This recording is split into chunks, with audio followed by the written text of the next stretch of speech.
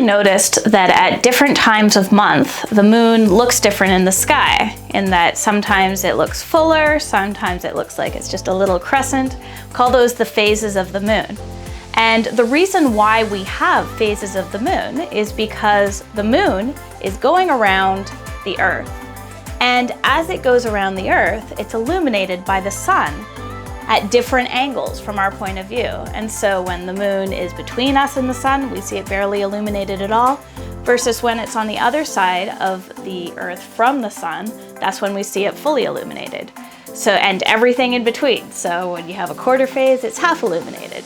This is why you have phases of the moon, just because the moon is being lit up by the sun to different degrees from our point of view.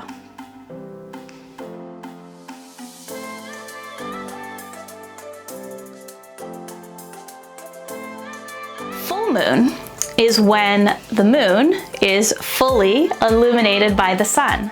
It's at the point in the moon's cycle where it has gone all the way around the Earth and is on the opposite side of the Earth from the sun. And so from our point of view, you can see its face fully lit up by the sun.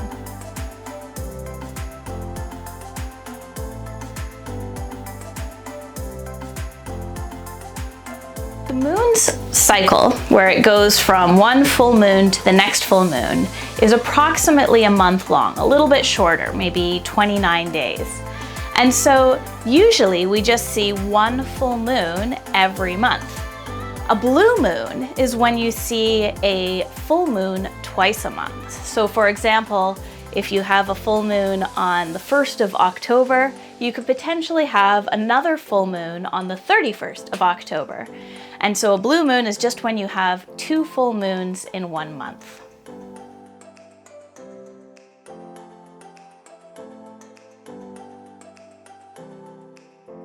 Sometimes when you have a full moon, everything lines up just perfectly, such that the moon actually goes into the Earth's shadow. That is, the Earth itself is blocking sunlight that comes from the sun. And we call this a lunar eclipse. And so the moon is no longer being illuminated directly by the sun, so you don't see this nice big white disk, but some of the light coming from the sun scatters through the Earth's atmosphere, and this light basically turns red because a lot of the blue light is scattered away from the sunlight, and that light goes onto the moon. And so that's why we call it a blood moon, because during a lunar eclipse, when the moon is fully in shadow from the Earth, it looks red like blood. And so we call it either a blood moon or a red moon.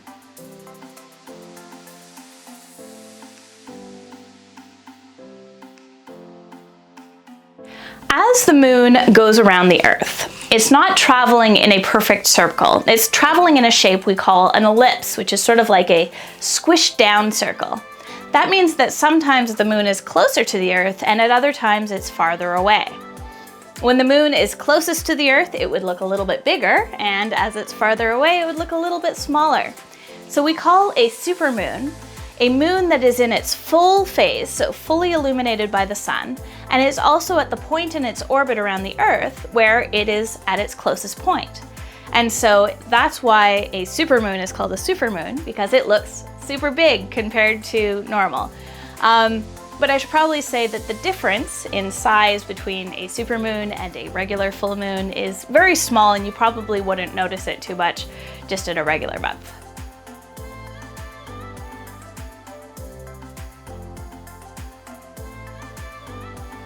The moon's cycle is about 29 days long, which means that it's approximately a month.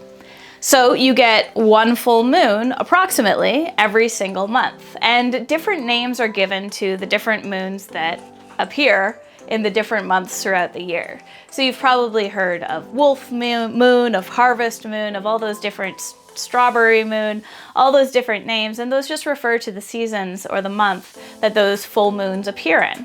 So a harvest moon, for example, is the moon that appears the closest to the autumnal equinox. So traditionally, you would have a full moon around the time of the harvest, and that would make it easy to harvest late into the evening, even after the sun's gone down, because you'd have a bright full moon to harvest your crops by. And you have the wolf moon, which would maybe be at the beginning of the year in January, when you have a wolf howling at the moon, typically. So these are just names that were given to different full moons based on the season.